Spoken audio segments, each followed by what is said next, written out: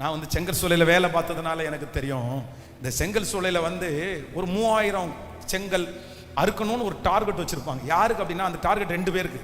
ஒன்று வந்து அந்த கல்லை அப்படியே அறுத்து வைக்கிறோன்னு சொல்லுவாங்க, அதை ரெடி பண்ணி வைக்கிறவங்க.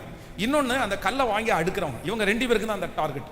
அவங்க 2 பேரும் என்ன பண்ணுவாங்கன்னா அந்த 3000 4000 கல்லை அவங்க வந்து மேக் பண்ணிட்டாங்கன்னா அவ்வளோதான். அவங்க 3 மணிக்கு முடிச்சாலும் அவங்க வீட்டுக்கு போகலாம், 2 மணிக்கு முடிச்சாலும் வீட்டுக்கு போகலாம். என் லைஃப்லேயே ரொம்ப கஷ்டப்பட்டு வேலை பார்த்தது எங்கன்னா செங்கல் சூளை வேலை தாங்க இருக்கிறதுலே கொடுமையான வேலை.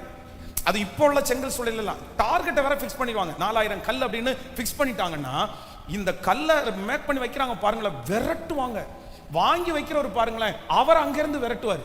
அவர் ஸ்பீடா பண்ணுவார், ஓடி ஓடி போய் இந்த கல்லை எடுத்துட்டு வர்றவங்களுக்கு நிறைய வேலை இருக்கு. ஒன்று, அவங்க என்ன பண்ணணும்னா ஒரு ஒரு ஒரு கட்டை மாதிரி இருக்கும், ஒரு சின்ன பலகை.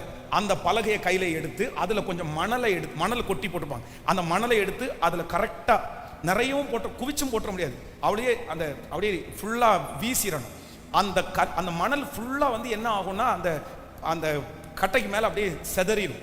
அதை கொண்டு போய் அப்படியே அவருக்கு முன்னாடி வச்சுட்டு அவரை வைக்கிறத அப்படியே டக்குன்னு தூக்கிடணும். அது எப்படின்னா இப்படி செகண்ட்ஸுக்குள்ள தூக்கணும்.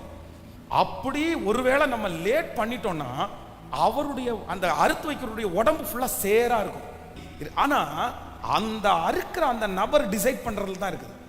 அவங்க வந்து ஒரு அந்த கல்லை அறுக்கிறதுக்கு ஒரு சேத்தை அப்படியே அந்த மண்ணை உருட்டி அப்படியே அவருக்கு தூக்கி கொடுப்பாங்க. அவர் தூக்கி கொடுக்கும்போது இந்த மண்ணை நாம் பயன்படுத்தணுமா பயன்படுத்த வேண்டாமான்றது அவர் ஒருத்தர் தான் யூஸ் பண்ணுவார். அவர் தான் தீர்மானிப்பார். ஒருவேளை அவருடைய கையில் இருக்கும்போது அவர் அந்த மண்ணை குறித்த ஒரு தரத்தை வந்து அவர் சரியில்லைன்னு நினைச்சாருன்னா அதை தூக்கி அப்படியே தள்ளி போட்டு இன்னொன்று வாங்கி அவர் செஞ்சிடுவார். ஆனால் நம்முடைய ஏன் அப்படின்னா டைம் ஆகும். அந்த மாதிரி சரியாகாம சரியா மிதிக்கப்படாத ஒரு மண்ணை கொடுத்துட்டாங்கன்னா இவர் வந்து அதை எடுத்துக்கிறதுக்கு ரெடி பண்றதுக்கு ரொம்ப லேட் ஆகும். அதனால அதை வந்து அவங்க செய்ய மாட்டாங்க. ஆனால் நம்முடைய ஆண்டவர் என்ன அப்படின்னு சொன்னா, ஏற்கனவே அவருடைய கையில் ஒரு பிளானை வச்சு நம்மளை உருவாக்குறதுக்கு அப்புறம் கூட நம்ம அவருடைய கையில் இருந்து என்ன பண்ணோம், கையில் இருந்து கெட்டு போனோம். ஆனாலும் அவருடைய அன்பு பாருங்களேன், எவ்வளோ பெரிய அன்பு. நான் நம்புறேன் இந்த 37வது நாள் ஒரு மிகவும் அன்புள்ள ஒரு ஏசப்பா நம்மத்தில் வந்திருக்கிறார். ஒரு பாசமுள்ள ஏசப்பா வந்திருக்கிறார். அவர் யார் தெரியுமா? எல்லாரும் தூக்கி போடுறது மாதிரி ஒன்று நான் தூக்கி போட மாட்டேன்ப்பா.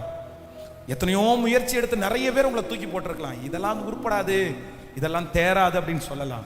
ஆனால் அவர் இன்னொரு வாய்ப்பை கொடுக்கிறார். உங்களை மறுபடியும் ஒரு விலையேற பெற்ற பாத்திரம், சின்ன வயசுல இருந்த அந்த அபிஷேகம் மறுபடியும் உங்களுக்கு கிடைக்கும். ஒரு 10 ஆண்டுகளுக்கு முன்பாக ஆண்டவர் கொடுத்த அந்த விஷனை திரும்ப உங்களுக்கு தருவார்.